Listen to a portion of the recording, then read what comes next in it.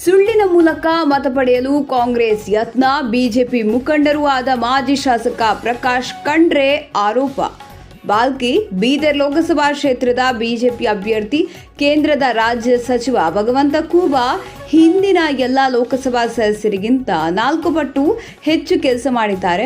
ಆದರೆ ಕಾಂಗ್ರೆಸ್ನವರು ಏನೂ ಅಭಿವೃದ್ಧಿ ಮಾಡಿಲ್ಲ ಎಂದು ಸುಳ್ಳು ಪ್ರಚಾರ ಮಾಡುವ ಮೂಲಕ ಮತ ಪಡೆಯಲು ಮುಂದಾಗಿದ್ದಾರೆ ಎಂದು ಬಿಜೆಪಿ ಮುಖಂಡರೂ ಆದ ಮಾಜಿ ಶಾಸಕ ಪ್ರಕಾಶ್ ಖಂಡ್ರೆ ಆರೋಪಿಸಿದರು.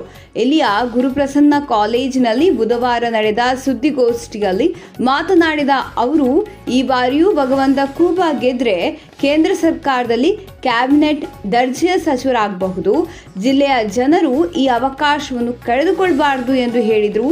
ರಾಜ್ಯ ಸರ್ಕಾರದಲ್ಲಿ ಅಭಿವೃದ್ಧಿ ಕಾರ್ಯಗಳಿಗೆ ಹಣವಿಲ್ಲದೆ ಪ್ರಗತಿ ಕಾರ್ಯಗಳು ಕುಂಠಿತಗೊಂಡಿವೆ. 750 ಕೋಟಿ ರೂಪಾಯಿಯ ಮೆಹಕರ್ ಏತ ನೀರಾವರಿ ಯೋಜನೆಯ ಟೆಂಡರೂ ರದ್ದಾಗಿದೆ ಎಂದು ದೂರಿದರು. ಈ ಸರ್ಕಾರ ಲೋಕಸಭಾ ಚುನಾವಣೆ ಆದ ಮೇಲೆ ಇರುವುದಿಲ್ಲ.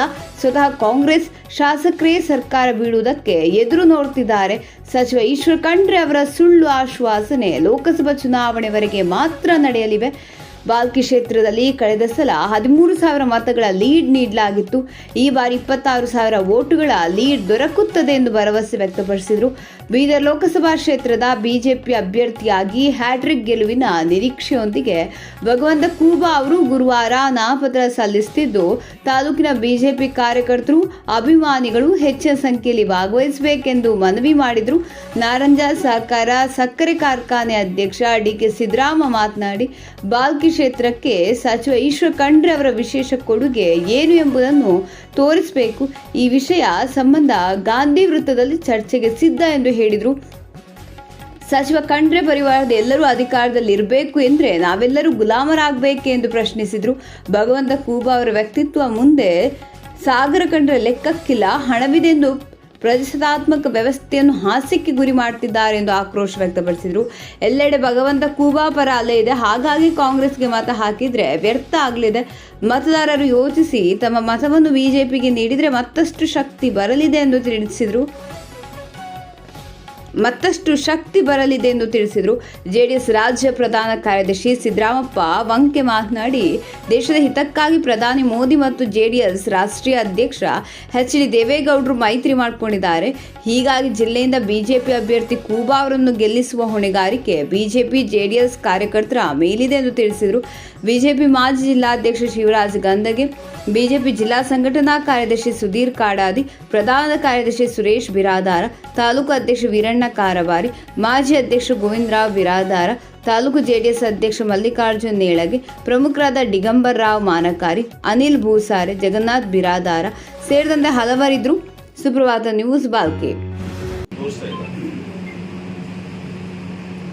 ಭಗವಂತ ಖೂಬಾ ಅವರು ಕೇಂದ್ರದ ಸಹಾಯಕ ಮಂತ್ರಿ ಇದ್ದಾರೆ. ರಾಷ್ಟ್ರದಲ್ಲಿ ಬಿಜೆಪಿ ಪುನಃ ಏನದ ಸರ್ಕಾರ ಮಾಡ್ತಾ ಇದೆ, NDA ಸರ್ಕಾರ ಮಾಡ್ತಾ ಇದೆ. ನರೇಂದ್ರ ಮೋದಿ ಪುನಃ ಪ್ರಧಾನಮಂತ್ರಿ ಆಗ್ತಾ ಇದ್ದಾರೆ. ಹಾಗಾಗಿ ಬೀದರ್ ಜಿಲ್ಲೆಗೆ ಎಂದೂ ಅವಕಾಶ ಸಿಕ್ಕಿಲ್ಲ. ಕೇಂದ್ರದಲ್ಲಿ ಮಂತ್ರಿ ಆಗ್ಲಾಕ ಕೊಟ್ಟಿದ್ದಾರೆ ಪ್ರಧಾನಮಂತ್ರಿಯವರು. ಅದು ವಿಶೇಷವಾಗಿ ಏನಾದ್ರು ಕೊಟ್ಟಿದ್ದು ಖೂಬಾ ಅವರು ಒಳ್ಳೆಯ ಕೆಲಸ ನೋಡಿ. ಖೂಬಾ ಅವರು ಪ್ರಧಾನಮಂತ್ರಿ ನರೇಂದ್ರ ಮೋದಿ ಅವರು ಒಂದು ವಿಚಾರಕ್ಕೆ ಏನದ ಅವರು ಸಮೀಪ ಏನದ ಕೆಲಸ ಮಾಡ್ತಾ ಇದ್ದಾರೆ. ಅಮಿತ್ ಶಾ ಅವರಾಗಲಿ, ನಡ್ಡಾ ಅವರಾಗಲಿ ಎಲ್ಲರೂ ಖೂಬಾ ಅವ್ರ ಜೊತೆ, ಭಗವಂತ ಖೂಬಾ ಅವ್ರ ಜೊತೆ ಒಳ್ಳೆಯ ಸಂಪರ್ಕ ಇದೆ. ಇವತ್ತು ಭಗವಂತ ಖೂಬಾ ಅವ್ರಿಗೆ ಗೆದ್ದರ ಬೀದರ್ ಜಿಲ್ಲೆ ಪುನಃ ಏನದ ಕ್ಯಾಬಿನೆಟ್ ಮಂತ್ರಿ ಆಗೋಂಥ ಬಹಳಷ್ಟು ಏನದ ಅವಕಾಶ ಇದೆ. ಭಗವಂತ ಖೂಬಾ ಅವ್ರ ಕೆಲಸ ಬಹಳಷ್ಟು ಮಾಡಿದ್ದಾರೆ. ನಮ್ಮನ್ನು ಗುರುತಿದೆ, ನಿಮ್ಮನ್ನು ಗುರುತಿದೆ.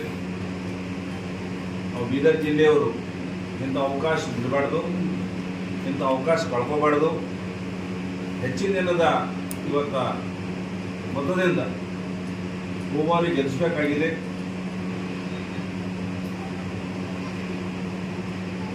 ಇವತ್ತು ಕಾಂಗ್ರೆಸ್ನವರು ಭಾಳಷ್ಟು ಏನೋ ಖೂಬಾ ಅವ್ರು ಕೆಲಸ ಮಾಡಿಲ್ಲ, ಹಾಗೆ ಮಾಡಿಲ್ಲ. ತಿಳಿದವ್ರು ಹೇಳ್ತಾ ಇದ್ದಾರೆ, ತಿಳಿಲಾರ್ದವ್ರು ಹೇಳ್ತಾ ಇದ್ದಾರೆ. ಆದರೆ ನಾನು ಕೇಳ್ತಾ ಇದ್ದೀನಿ ನಿಮ್ಮ ಮುಖಾಂತರ, ಪಟ್ಟಿ ಮಾಡಿರಿ. ನೀವು ಹಿಂದೆ ಎಷ್ಟು ಲೋಕಸಭಾ ಸದಸ್ಯರಾಗಿದ್ದಾರ ಪಟ್ಟಿ ಮಾಡಿರಿ. ಆ ಪಟ್ಟಿದ ಡಬಲ್ ಕೆಲಸ ಏನದ ಖೂಬಾ ಅವ್ರು ಮಾಡಿದ್ದಾರೆ.